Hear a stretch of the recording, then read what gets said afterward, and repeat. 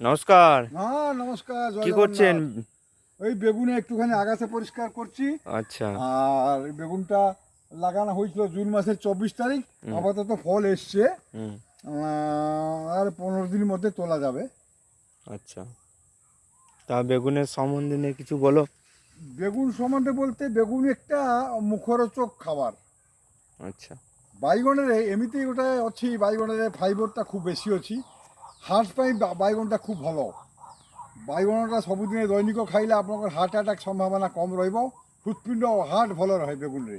ଆଉ ଏଇ ବର୍ଷା ଦିନେ ଖେଚେଡ଼ି ସାଙ୍ଗରେ ବାଇଗଣ ଭାଜା, ମାନେ বেগুন সঙ্গে খেচেড়ি সঙ্গে বেগুনি হুম।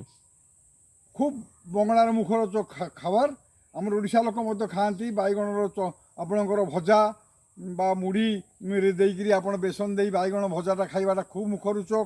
ବାଇଗଣ ତରକାରୀ, ବାଇଗଣ ଭଜା, ବାଇଗଣର ବିଭିନ୍ନ ସବୁଠୁ ଭଲ ଲାଗେ ରୁଟି ସାଙ୍ଗରେ ବାଇଗଣକୁ, ମାନେ ଆପଣ ପୋଡ଼ିକିରି ଚକଟିକିରି ଖାଇବେ ବାଇଗଣ ଭର୍ତ୍ତା କରିକିରି, ଭାରି ମୁଖରୋଚକ। ତେଣୁ ବାଇଗଣ ଏଇ ଯେଉଁ ମୋର ଏଇଟା କରିଛି, ଆ ପରେ ପରେ ଲାଗିଛି। ଏଇଟା ପ୍ରଥମରେ ବାଇଗଣ ଲଗେଇଥିଲି ଜୁନ୍ ମାସ 24 ତାରିଖ।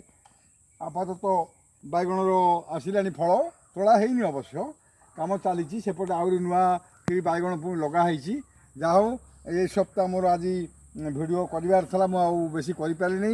ଏଇ ବାଇଗଣ ବିଷୟରେ ଯାହା ଗୋଟେ ଦେଖେଇଲି ଭିଡ଼ିଓ, ଆପଣମାନେ ଦେଖିବେ, ବହୁ ସଂଖ୍ୟାରେ ସବସ୍କ୍ରାଇବ୍ ଲାଇକ୍ କରିବେ। ଜୟ ଜଗନ୍ନାଥ। ଆଗାମୀ ପର୍ବରେ ପାଣି କଖାରୁ, ପୁଣି ବରୁଗୁଡ଼ି ଆଉ କଲରା, ଏ ସମସ୍ତ ଭିଡ଼ିଓ ଆପଣ ଦେଖିପାରିବେ। ଆପଣମାନେ ଯାହା ହଉ, ଜୟ ଜଗନ୍ନାଥ। ସମସ୍ତେ ଆଜ୍ଞା ଭଲରେ ରୁହନ୍ତୁ, ଆଉ ଅନ୍ୟମାନଙ୍କୁ ଭଲରେ ରଖିବା ପାଇଁ ସାହାଯ୍ୟ କରନ୍ତୁ। ଜୟ ଜଗନ୍ନାଥ, ହରେ କୃଷ୍ଣ, ଜୟ ଗୋବିନ୍ଦ, ମଙ୍ଗଳମୟ ମଧୁସୂଦନ।